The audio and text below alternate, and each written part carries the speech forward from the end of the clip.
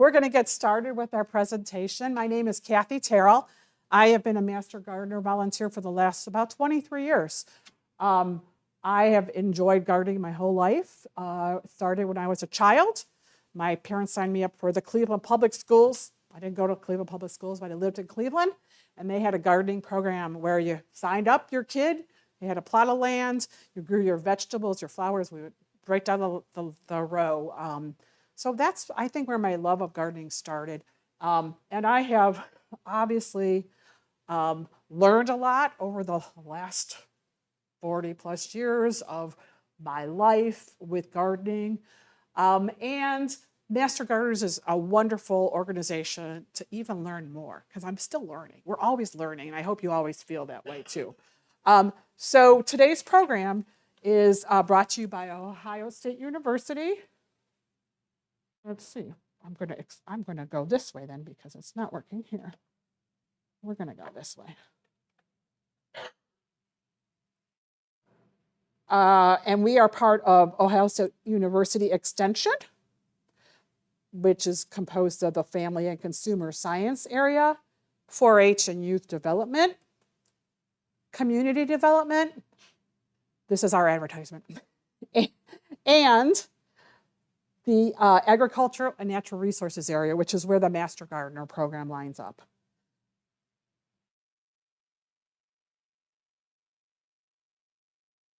And this is a good, oh, it didn't show up. Let's see. I'm just trying to see what's showing up here. Okay. This is the ohioline.osu.edu. Remember, I was talking to head of the program about if you're doing some research on anything, try to get the last 3 letters that have an edu or a .org, but not a .com, because those are usually places that are trying to sell you something. So if you're looking for research-based information, or the Holden Arboretum might be under the .org, or the National Herb Society, things like that. So they do have all of them have websites, and there's a lot of good information to share out there. And that's my commercial for today. This is our address. We are in downtown Painesville currently, on the square, and that's our phone number. It's also the hotline number, which I'm going to talk about a little bit more later in the program. This is the lakeosu.edu website, where you can also go for further information. So we're here for Wake Up the Garden today. Spring is here. Or is it here? Well, spring usually arrives with sunny days and warmer temperatures. So the weather guys are all saying March 1st is the meteorological start of spring. But this year, our vernal equinox, which is half perfectly lining up the equator with the sun, giving you exactly the same amount of daylight as darkness, is not until March 19th. And every year it changes between March 19th, 20th, 21st, depending on the calendar. So people want to know, what should I be doing in my garden at this time of year? Is it a good time to clean out the leaves? Should I be pushing things back in the ground? When can I plant plants? When can I put them out? So these are some of the things we're going to try to answer for you today in our Wake Up Your Garden. Well, I hate to say that, but these pictures were not this year. We've had no snow really the last couple of years in our gardens. But there is something about enjoy. Like, I was talking to my daughter in Texas yesterday, and I said, oh, it's been so nice. I've been in the yard, but there's so many things I haven't done inside. I've got to still go back in. It's so nice to still be able to look out your window and see nature in all the seasons, because we're usually in our houses a long time, when we think about it. So do you have a Harry Lauder's walking stick, a contorted filbert? It's on the far right. A thing of beauty. If you do flower arranging, you can cut those, and they're all twisted and gnarled, and just a fun thing to have, and also to look out your window at. Or maybe you have a clump of birch trees. It adds beauty to your winter landscape and interest. Maybe right now, I know my maple trees I had a tornado hit my house last year. We were talking. But I planted about 6 maples, which is nothing compared to the 20 plus trees I had to take out. But all the baby maples have all their buds. They're ready to burst open. So we can kind of look at those signs of spring. Things are starting to happen. People are selling maple syrup. There is that whole tapping thing. If you go out to Burton area, you're going to go on the syrup tours now. These are all signs of spring for all of us. And we want to think about, does your garden provide 4 seasons of interest? I mean, we all like to put flowers in. We all like to look at the vegetable or grow our vegetable gardens or whatever. But what about winter? In the dead of winter, is there something of interest? Do you have a bird feeder out your window? Do you have a focal point? Do you have evergreens that the birds like to fly in and out of? So we want you to think about that, to enjoy our late winter, because we're still in winter until the 19th this year, when our vernal equinox happens. Oh, and here's one that's really a good picture. So this is not my yard, but have you got a witch hazel? They've been blooming. I have 2 in my yard since February. These are the native witch hazels. And so with these native plants that we're planting, we're encouraging native pollinators to come. There's already bees out there. There's already flies out there. Insects are already here because of our warming climates.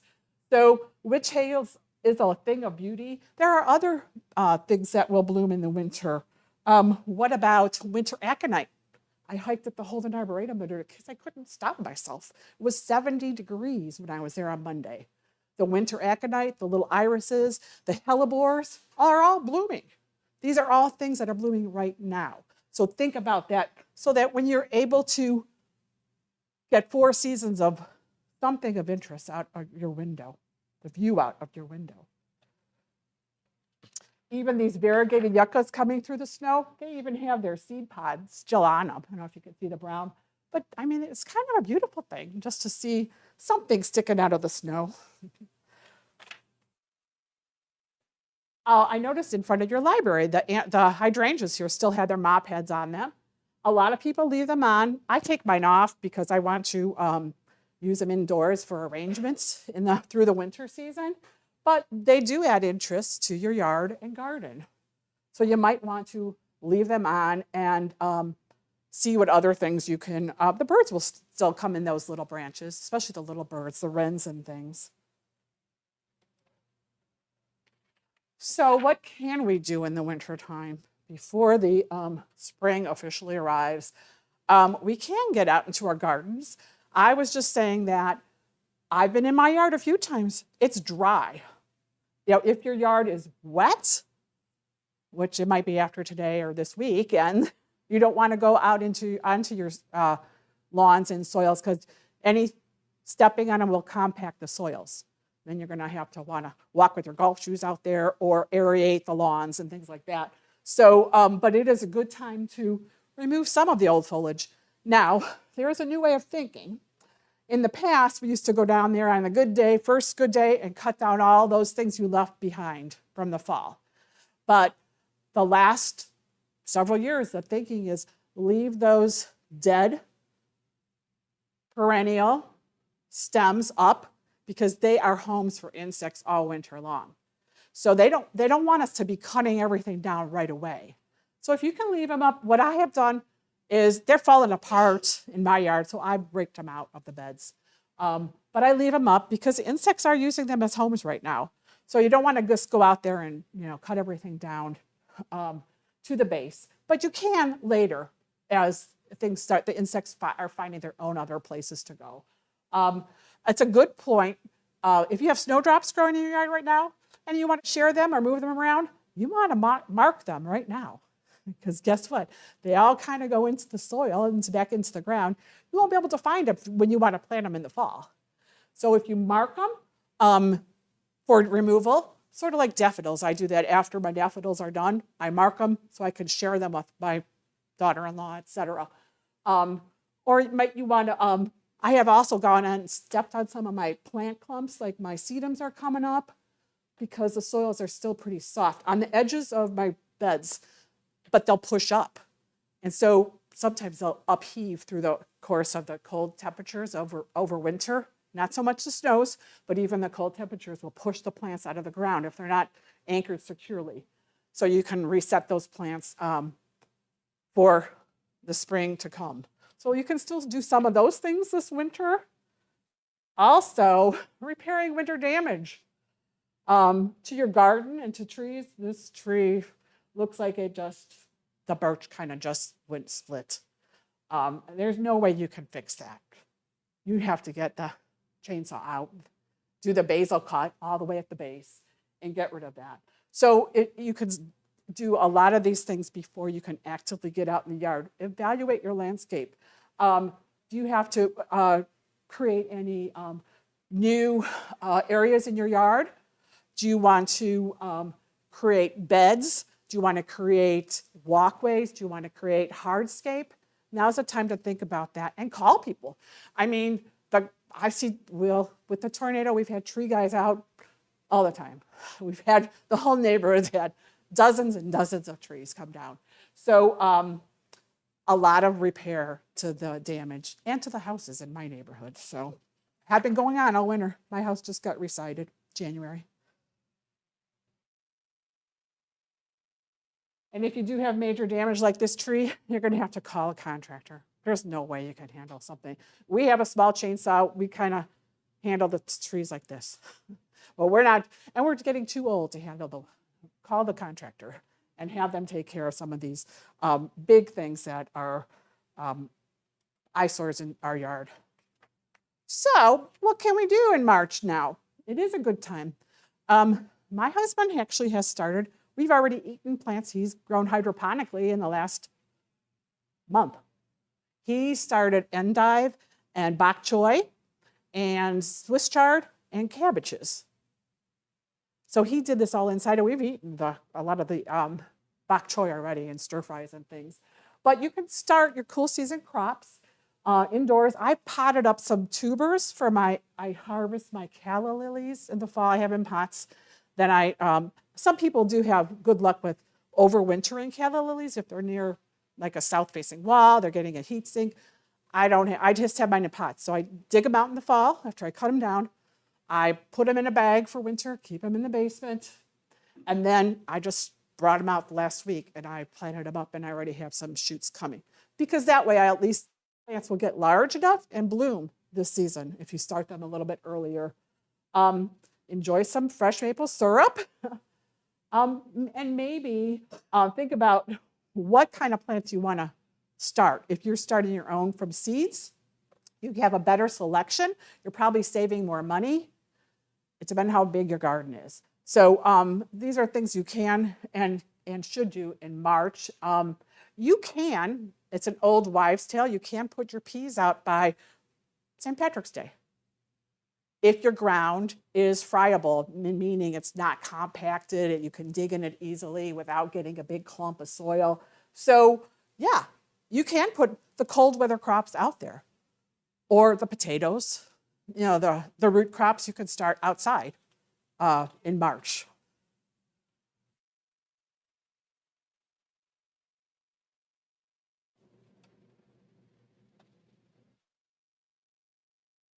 You can do some correction. You could have a soil test done.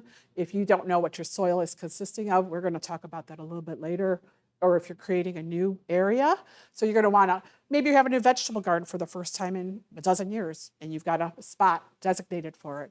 So a soil test tells you exactly what is in the soil and what is lacking in the soil. So it might be different if you're having a perennial garden or a cutting garden as opposed to an herb garden or a vegetable garden. You definitely want to prune your deciduous trees and shrubs now. Like the apples, you got to do that while they're dormant. Anything, and we're going to talk about pruning a little bit too, but some of these things are best to prune while they're dormant. Other things you don't want to prune now, and we're going to talk about pruning a little bit more, would be things that are going to be blooming soon. Like the forsythias already, I see yellow on mine already. They're not there, but they're getting there with this warm weather we've had. If you prune things that are spring blooming, in general, spring blooming things are going to want to prune after they bloom. Forsythias, azaleas, things like that. Hydrangeas, Rose of Sharon, things that bloom later in the summer or into the fall, you're going to want to prune after they're done blooming in the summer or fall. Or take those mop heads in and use them in your arrangements for the winter decorations. It means that they drop their leaves. Deciduous trees are the hardwood trees as opposed to the evergreen trees, which hold their, even though some evergreens do drop needles, they're considered an evergreen, but the deciduous drops their leaves and starts over every year. So some of the reasons for pruning is to try to keep the size of the tree or shrub intact. You don't want it to get too big, or you put it in the spot where maybe you shouldn't have. Maybe you want to think about moving it. Maybe it's blocking the view out of your window. We want it to improve the health of the plant. So sometimes these plants get very woody, like forsythias and other plants will get woody. And you can pull out up to a third of any shrub or cut back a third of any shrub or tree any given year.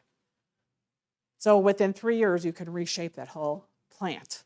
So by pruning back all the way to the ground or pruning off crossing branches, things like that, it's a good way to keep certain landscape plants in the size we want them to be in check. Let's see, we want to prune out dead wood or disease, anything that's crossing, because it could create a vector for disease as it rubs against each other when the wind blows. In my garden, that last word is going to be renovation this year, because with the tornado knocking down all the shady trees, I had all the shade garden under there. So I don't know what's going to happen now. It's going to be totally a sunny area. So I am doing a renovation garden this year. But remember, when you are pruning, you are stimulating growth in the plant. So if you're cutting off an apple tree, you want to make sure you're above a bud spur, because the bud spur gives you the new apple growth. If you're pruning, you're trying to get the growth to go outward instead of inward, so you want to prune out to an outward facing bud. Let's see, I have a picture here.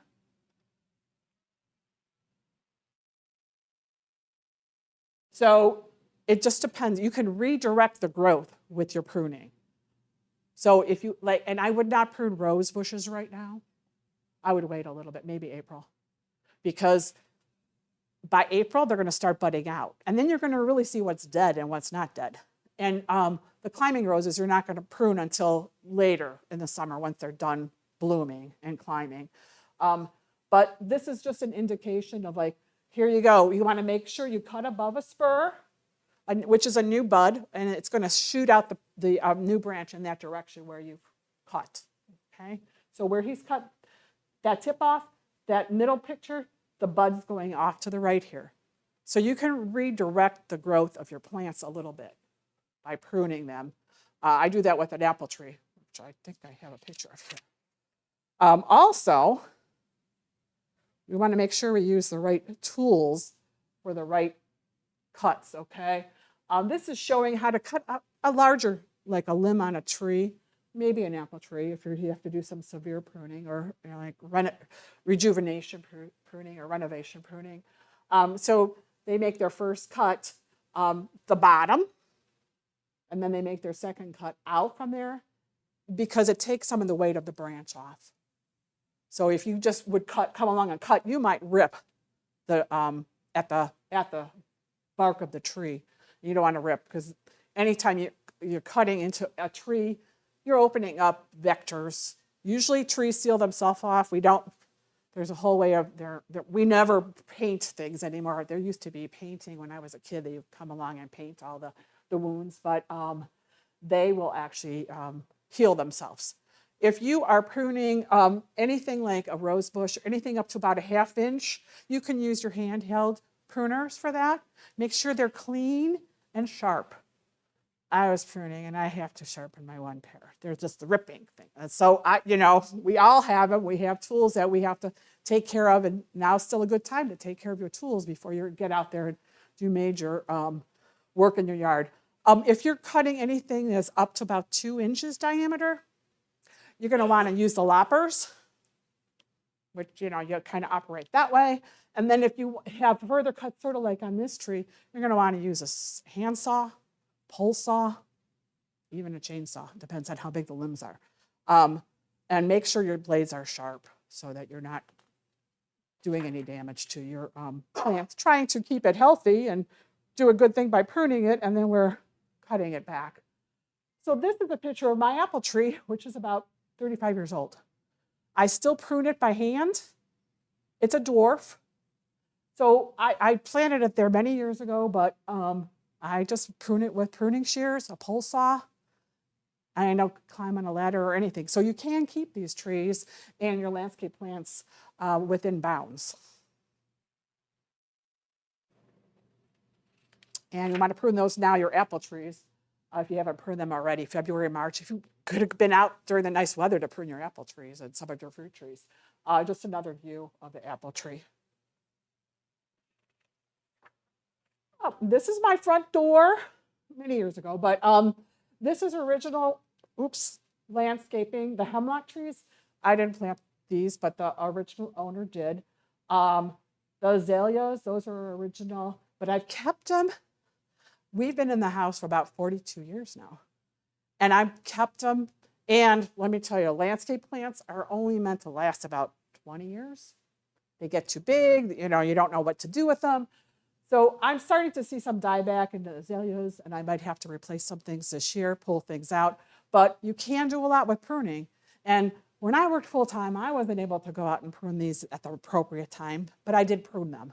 So now I prune them, and when winter comes, I use them in wreaths and arrangements for winter, Christmas holidays and stuff, because they're evergreen. And that's a really good time to prune them, because this is like a spring shot here. You see the azaleas are blooming and the allium's coming and the iris down there. But they get beautiful little green tips on them, these hemlocks. But guess what? If you ever go to a park, these hemlocks could get 60 feet tall. The best thing to put up against your foundation of your house. But I didn't put them there. I've just been maintaining them there. So think about that when you're establishing a new bed. Another picture of the front of my house. Most of these plants were put there before I bought the house. But we've had it cut back. Those are Rose of Sharon that will come in the fall that I pruned. Now, occasionally things die. Like those were yews in the middle. They look terrible. I pulled them out.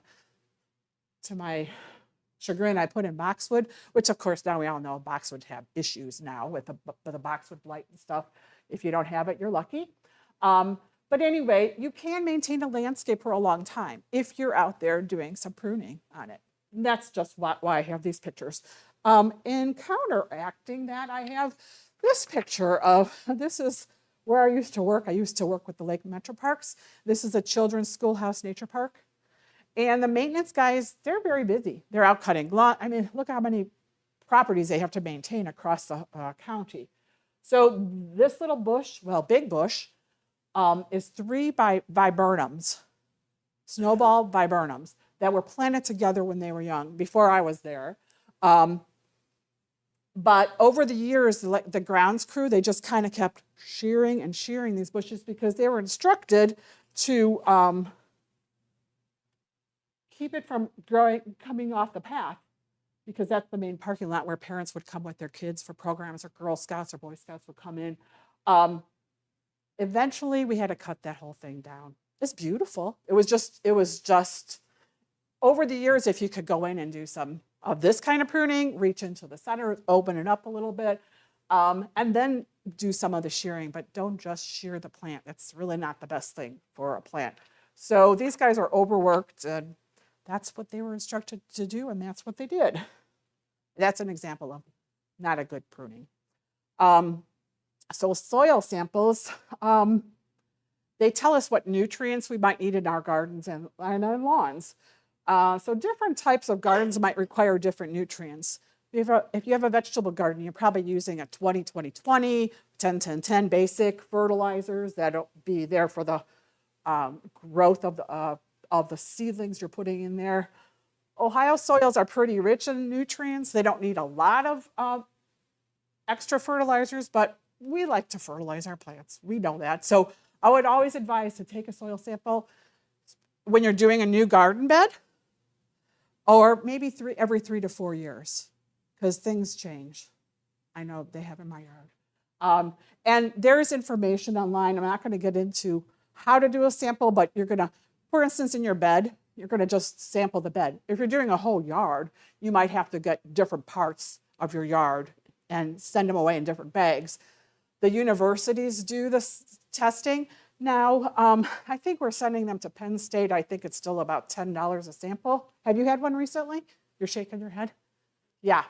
And it comes back with a whole host of things of what you can add to your soils depending on what you're doing in that part of the yard. And it's a very good, because sometimes we need a whole host of nutrients. Sometimes you don't know what is wrong. How come my shrub is yellowing? How come this isn't growing so as well as it should be in this full sun situation that I've got? So sometimes it's the soil itself. You have to know what nutrients to add to the soil to get the good results that the plants need. And there is a lot of information online, so we're just kind of skimming over this. The garden centers even offer soil tests. I'm not saying they're bad. I'm just saying they're an easy way if you're doing a small area. They will tell you right away. You basically do it yourself. You become the chemist. You analyze. Has anybody done one of those? You kind of analyze your own little soil. And it tells you if what might be lacking or what to add to get the nutrient value up.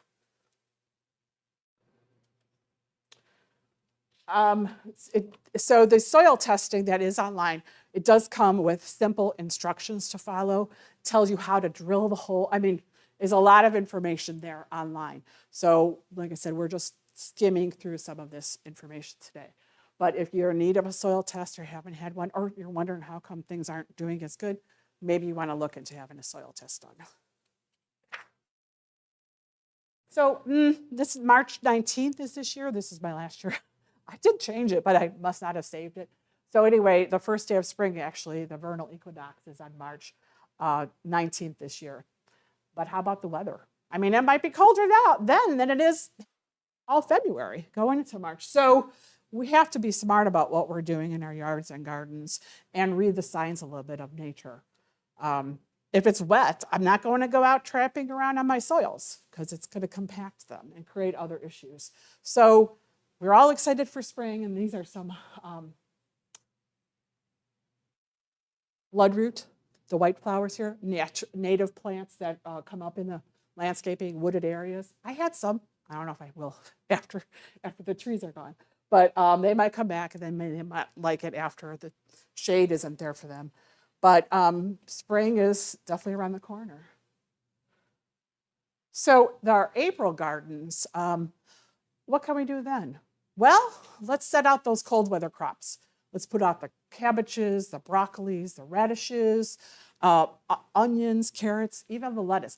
Like I said, the reason my husband did the Swiss chard and the bok choy in his hydroponic bases this year was because we planted them in our community garden, and we don't get in there till Memorial Day weekend, so May 30th, May 31st. And these are cool weather crops. They don't like it when it gets hot. So the minute you put some of these things on the ground, if it's too hot, they'll bolt. And that means they create a flower, they're going to seed. The good note about that is if you want to save seed, let it bolt and save some seed so you can plant them again next year. But it's a good time to put some of these things in your garden. Potatoes, uncover your roses if you protect them. My roses have to live. I don't protect them too much, but a lot of people like to, that's what they do. So I won't prune my roses until about April when I see what's pushing out of the sprouts. Reseed your thin turf by overseeding. A lot of people do that. Like I had a lot of trees taken down and a lot of damage on my grass last year from all the work. So we've had bare spots even though we seeded in the fall, still bare spots. So my husband will be overseeding soon. You can overseed now. You could even overseed, some people overseed and then like it to snow because it kind of pushes the seed back into the soil a little bit. You can start applying fertilizer, guess what, in April. But guess what? My neighbors had their crews out yesterday fertilizing. Those guys that come out with the trucks and the sprays. Anyway, they've already fertilized their grasses. Now, I'm of the opinion that Mother Nature is going to green up my lawn pretty fast. I don't want to put anything down that I don't have to put down as far as a chemical. I do take care of my front yard, but I'm not going to apply a fertilizer until later in the spring. If you are, let's see if I have this on the next one. Yep, we're going to go to the lawn care fertilizer one here next. So I don't think there's going to be too many of the snow mold look on the right because we didn't have too much snow this winter. That happens when the snow sits in spots all winter, basically, and it kind of suffocates the grasses underneath. It will come back. Sometimes you have to rake it out. The dead stuff never comes back, let's face it. Anything that looks brown and dead is dead. So you want to pull that out. Fertilizing too soon is not always the answer to getting the green. The green is going to come with the rain. However, if you have a problem with crabgrass and you want to put down something like a crabgrass control, which some of the fertilizer companies sell, the first product they put down, the step products that everybody's familiar with, is a crabgrass control. If you don't have crabgrass or you didn't have it in the fall, don't put that down. Just put a regular fertilizer down. The thing to do, if you're putting crabgrass control down, you can't seed then, because the crabgrass control kind of annihilates the seeding issues. So it stops the crabgrass from germinating, basically. It puts down like a barrier across your lawn. So you can't put your grass seed down if you have bare spots. So I always think about that if you don't have a lot of weeds. And what's your threshold for weeds? A few weeds, okay? Like in my backyard, I have a whole different threshold than in my front yard because I have to share that with the neighbors. And the back is for me. The skunks sometimes dig in my back. I don't put grub control all the way back, but I might put it in the front, So what can you live with? What do you want to do? Do you like to use organic products? That's entirely up to you. But lawn care is something that we're going to be approaching very soon here as our gardens take up this moisture now and get a little bit greener. And we're going to be putting some fertilizers down on them eventually. I wouldn't do it yet, but I'm not the lawn care company, so they're out there making their money already. So what about fertilizers? What is a pH and what does that mean? The fertilizers the pH is what makes the nutrients available to the plants. So a good pH, and we have a good pH around this area, is 6.5. Okay, most plants do good with a 6.5 pH. If you have, like we used to have a lot of mosses growing, dense shade, heavy soils, you might want to put down some moss control or some lime to take care of those. So you're going to basically raise your pH a little bit, okay?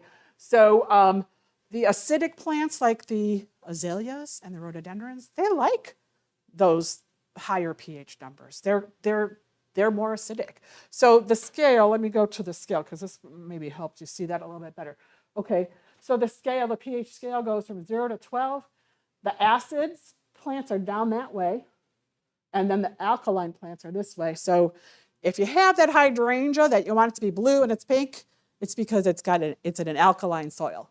So if you want to add some lime to that plant, you're going to make it more acidic, and you're going to get blue if it's the type of hydrangea that turns from pink to blue.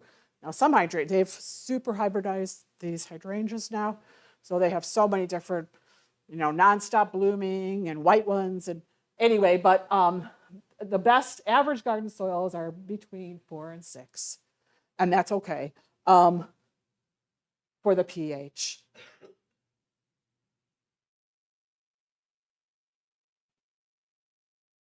So what kind of a fertilizer should I be using? So everybody is aware of the bags of fertilizer the garden centers sell, and they have numbers on them, 3 numbers, always in the same order. Nitrogen is the first number, phosphorus is the middle number, and potassium is the last number. And that shows the percent of the element that's in that bag. So in that first bag on the left, 30% of that bag has Nitrogen. Nitrogen is important for greening. You're going to get a high nitrogen fertilizer in your lawns this spring if you're fertilizing your lawn. The middle number, the phosphorus, is good for roots and shoots. So if you are growing indoor African violets, you're going to buy African violet food, and you're going to notice the middle number is higher than the other two numbers. The third number is the potassium, and that's for general plant well-being. And that's the best one. We try to look for something like that in the fall because we're trying to get our grasses, especially ready for going dormant, trying to winter over in the fall. And by the way, so that first bag, the 30, 10, 20 adds up to 60. So 60% of that bag has active ingredients and 40% is fill. That's always the case. So if you buy a 20-pound bag as opposed to a 10-pound bag, probably your 10-pound bag has higher nutrient ratings in it. It has less product, but it also has less fill. So something to think about. It's not a tricky thing, but when you're applying fertilizers, the best time, like I apply them in the garden, in my vegetable garden, as I'm planting. And I can use a granular or I can use a Miracle Grow to sprinkle. But vegetable gardens require a lot of fertilizer because that's what they are. We're trying to produce vegetables, and there's a short window of production here. By the way, has anybody ever tried to grow potatoes in straw? I've heard about this like 2 years ago. Did you have success with that? Yeah, straw bale. I tried that last year. I want to tell you, no luck. I've heard you can draw them in a box, and you know how everybody's getting Amazon deliveries. I've heard now you can do them in a box. Have you heard of that too? Okay.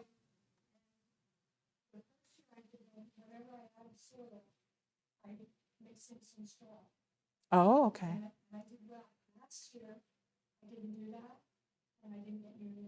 So is it because, so she said she added soil into her fabric pots, basically, and straw. So do you think the straw gives some airspace for the potatoes? Yeah. Yes, you do want it to be. It did. It sounds like it did. Yeah, I'm going to try potatoes again, but you can start potatoes early. You know, I think they're just a fun crop to grow if you have the room.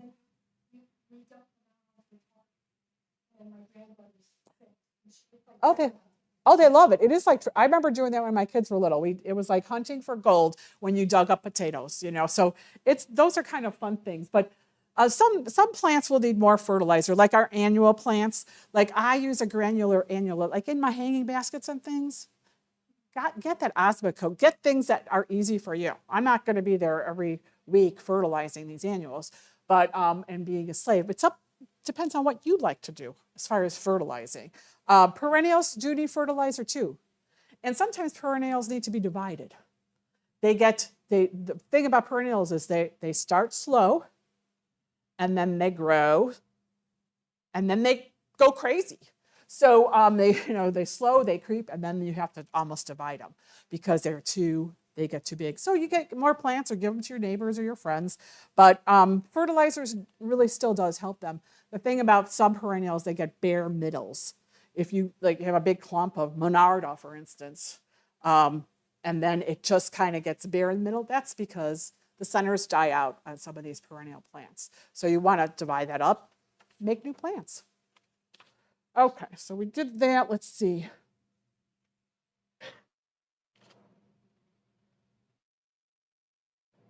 Okay, where'd my arrow go?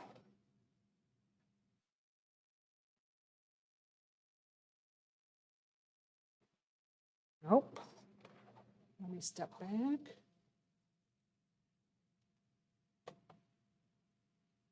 There we go. I moved too much and it moved. So we're going to talk a little bit about the creatures that we live with in our gardens because they're coming awake right now too. They're waking up. I have skunks in my yard already. They're spraying under my shed, blah, blah, blah. So we're going to talk a little bit about the critters that do damage in our yards.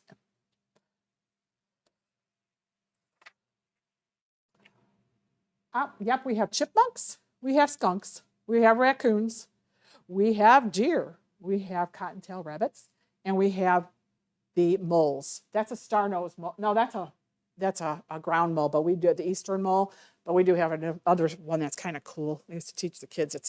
Has feelers. They're blind, some of these moles, so they cannot see. So they feel through their holes with this appendage on their nose. And they're around here too. If you ever see something, they look like little fingers on their nose. But we're going to learn a little bit about these animals so that we know their habits, their diets, their activity periods, and maybe we can curtail them from visiting our gardens because they can do a lot of damage in our gardens.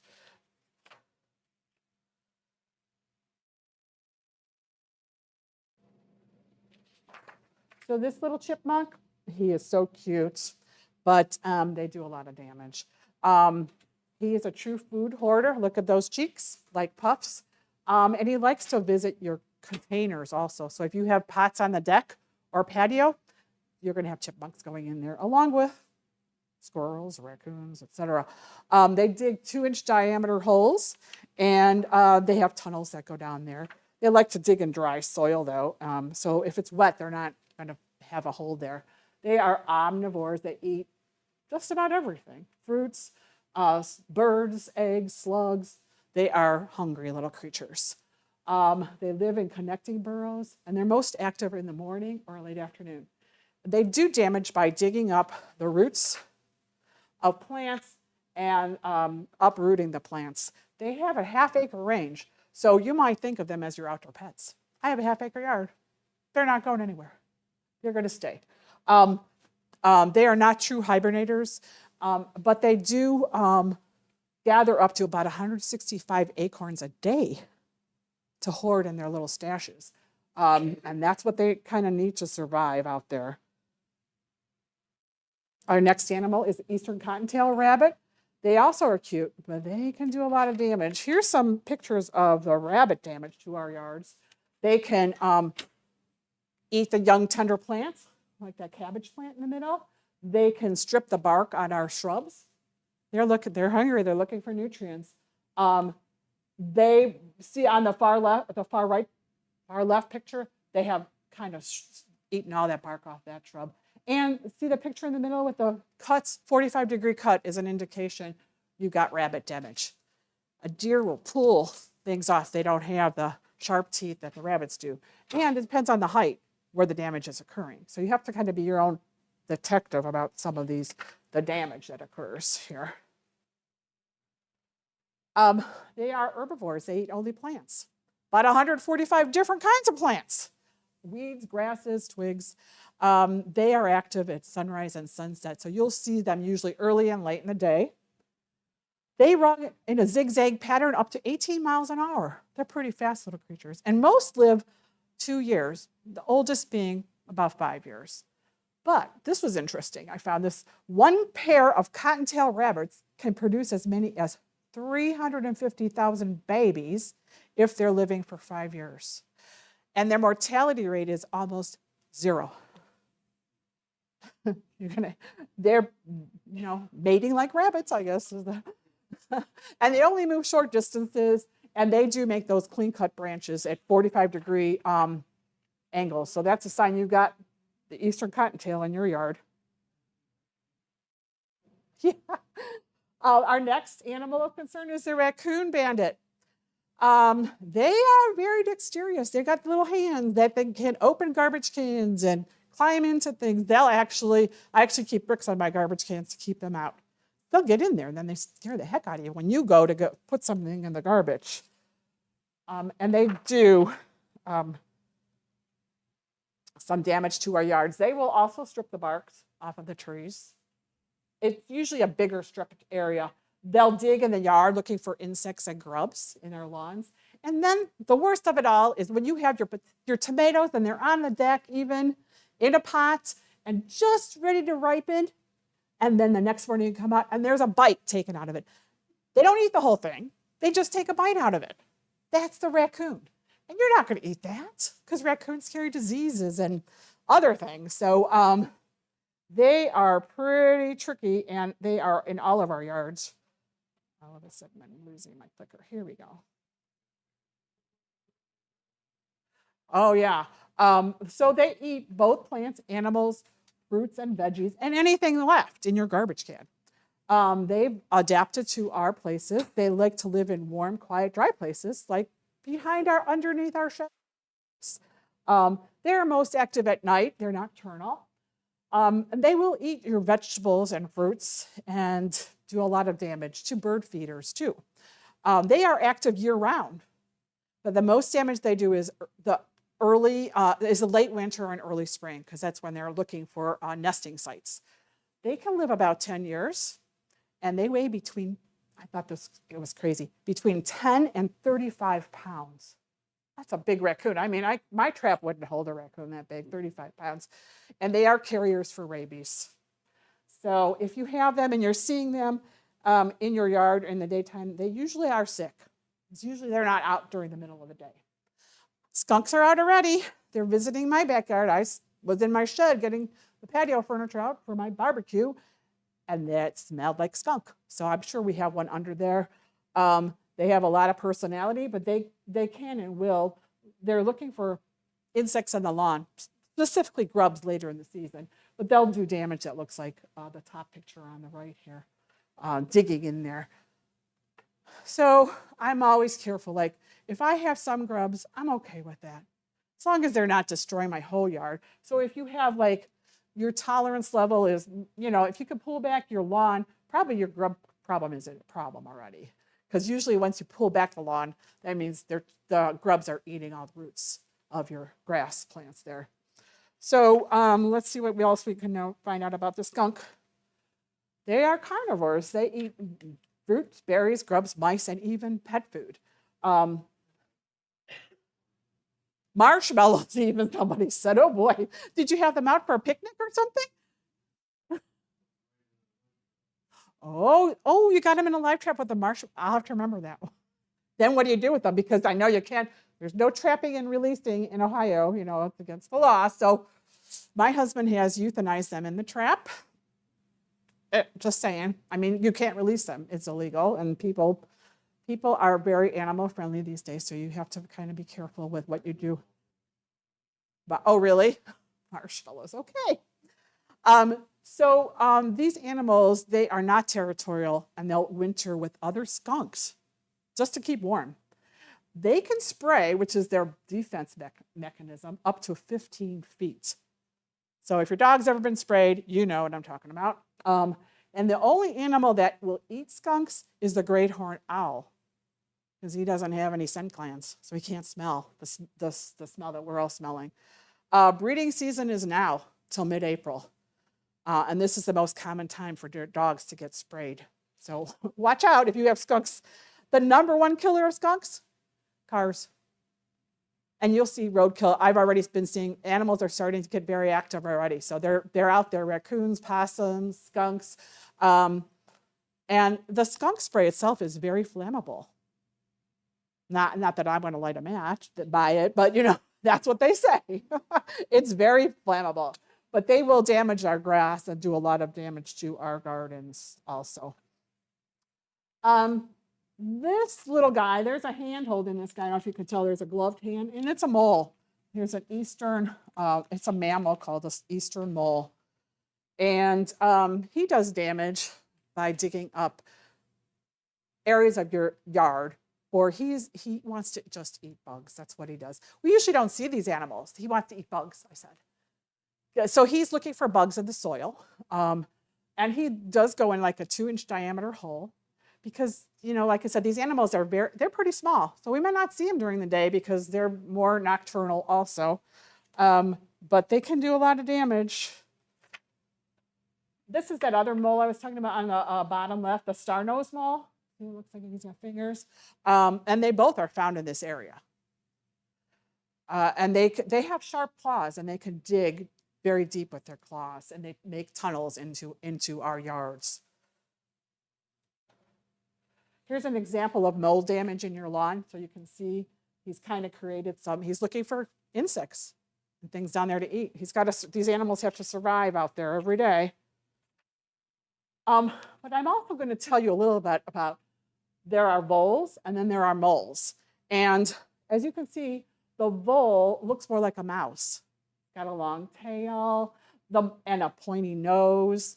The moles looks like it has no eyes or ears at all. They only eat worms, grubs, and insects, where the voles will eat anything and do a lot of damage to your plants, to the shrubs and the roots of your plants. Just so, and the damage is a little bit different. I have a picture pulled up here about what the vole damage looks like. So if you have voles, you're going to get channels in your grass like this. And they're going to eat all the roots because they're plant eaters too. The mole is only an insect eater, berries and insect there. So they're looking for grubs and insects in the ground. They're going to do more like mounds. That's what their damage looks like. So that's how you can tell if you've got a mole or a vole in your landscape. A few more fun facts about moles and voles. Moles are small, solitary animals, and they can live 2 to 3 years. And they only weigh between 3 and 5 ounces. They're small. Voles are like small little mouse-like creatures. They eat everything. And some of those voles live in colonies or groups, and they can do a lot of damage if you have a colony of voles in your neighborhood or your yard. So they're active. The voles are active all the time, and the moles are usually more active like dawn and dusk. So that's a little bit about them. And the I didn't find that to be the case, but I bet that they do multiply pretty easily, especially they're eating all the time, these voles especially. And you think they're kind of cute because they do look like a little field mouse, but they're not. They're just different creatures. Did you? What do you attribute the damage to your yard to? I'm not sure if they're moles or. Oh, okay. But I see them path in the grass too. Oh, okay. Yeah. Well, that's what I said. Sometimes you have to just take a better look at things and see what you can find. Yeah. This is our biggest visitor to our yards, the white-tailed deer. They are very nice and very cute and very majestic. They can be beautiful when they're babies, but one thing for sure, they do a lot of damage to our yards. They'll eat everything. They are only plant eaters, and the size of this animal is huge. We all know what a deer, we've all talked about hitting deer in our car. They are big animals, but they only eat plants. But they eat a lot of plants, and they can do a lot of damage to our yards. So here's other damage besides the eating. They also do rubbings on plants. So deer rubbing, sometimes the deers rub to get the velvet off their antlers, and sometimes you'll find those antlers around the base of a tree. Sometimes they just rub for the fun of it. During mating season, you'll see the deer just out there frolicking, but the females are running around. They're rubbing things. They're just kind of showing their display. But if they ring a tree with their rubbing, it will kill the tree. All the cambium layer is gone. So it can't take up any nutrients. They'll eat everything. They eat twigs and barks and nuts and berries, and they can run fast. They can run up to 40 miles per hour. I know, we've all said we've hit one or two of us. And they can jump about 10 feet high. So if you have an 8-foot fence, they can still go over that. I mean, it's surprising what they can do. They've been known to eat up to 500 different varieties of plants. I'm here to tell you, in the middle of winter, when we had the snowy days, they would eat, at the park district that I worked at, that building, that little schoolhouse, they would eat our holly bushes. Now you think, holly bushes? But I'm here to tell you, they're hungry. It's what they can reach. I think it's got to be a better year for them now that there's been no snow, because they're eating machines. They can find food all the time. They have a 4-chambered stomach, which sort of like a cow, which helps them eat the tough plants, chew, spit up, and chew again. They even eat poisonous mushrooms that we can't eat. Average age of deer is 5, and males can weigh up to 300 pounds, and females up to 200 pounds. So you don't want to mess with them if they're in your backyard. Although I try to chase them away from my backyard, but I'm not too effective. My husband says, you just look like a crazy woman out there going, shoo, go away. Because they just look at you like, are you coming to feed us, you know? So what do we do with all these critters that visit our gardens? Do we trap them? Do we shoot them? My husband gets out his pellet gun sometimes, even for wild cats that come through. It's okay. We have a fence and stuff. But anyway, so what's your threshold? I put deer fencing up on things in the wintertime because I know where they're going. They'll eat all my azaleas. Yes. Yes. Yes. Yes. Yes. Yeah, there are a lot of products that are repellents on the market for deer.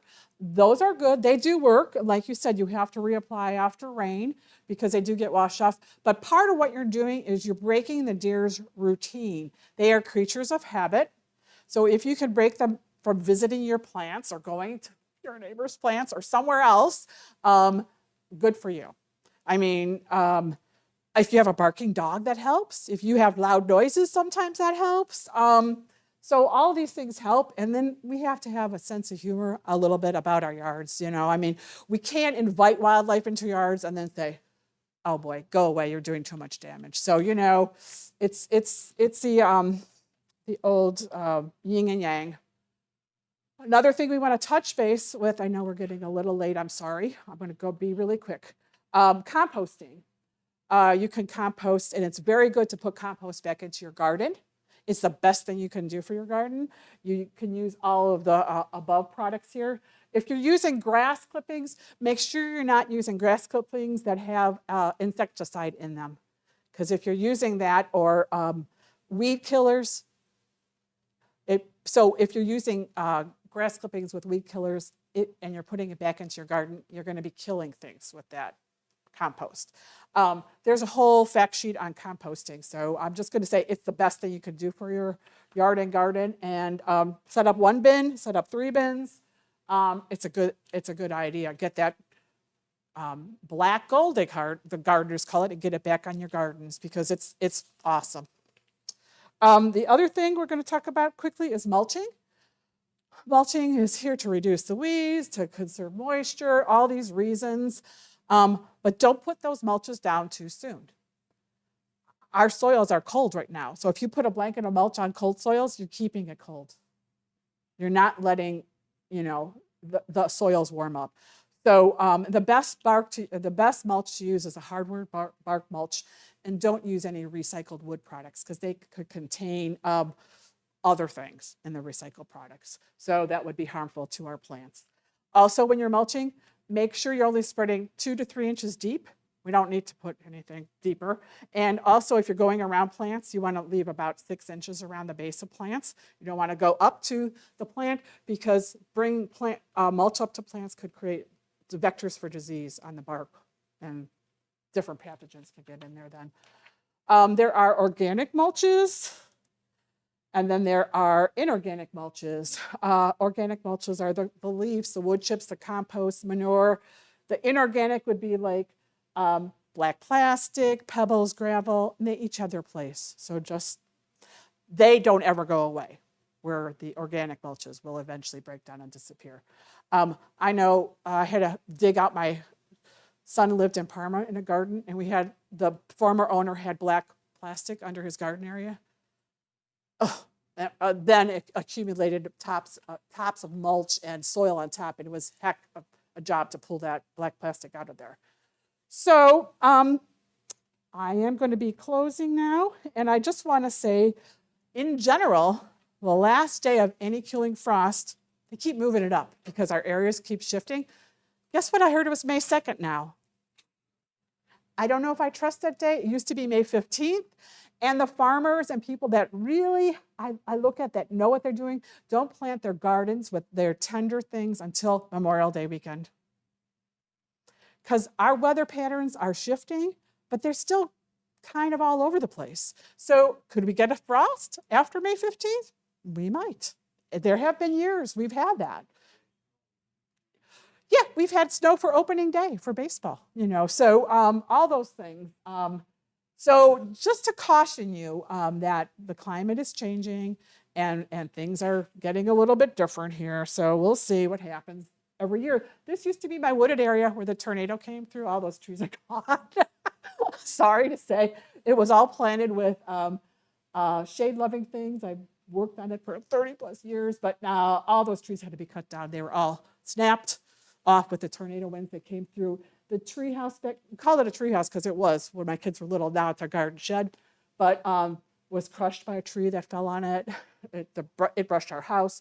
The path was destroyed by the trees that fell on it. What else? It was just a lot of damage. So anyway, this is a nice picture before the damage. And just to give you some thoughts about, there you go, another nice shot of my heavily wooded lot before the tornado. I didn't put these in there. These have been in, this is an old program, so I'm just letting you know. But we only get so many springs in our lifetime. So make this one of our best ones yet. Enjoy the spring, enjoy the season, and enjoy. Spring is one of the most beautiful times, I think, of the year. We were asked to put this up there because there is a home gardening workshop going on this year. It's on March 16th, and they're moving it. It used to be at Lakeland every year. It's a whole day from like 9 till 3 or something or more, but it's at Lake Erie College this year. If you're interested, I think there's still openings for reservations. You can call the Painesville number, or you can go to these websites, and we hope to see you there. Thank you all for coming. I hope you had a good time, and I hope you have a good spring garden season.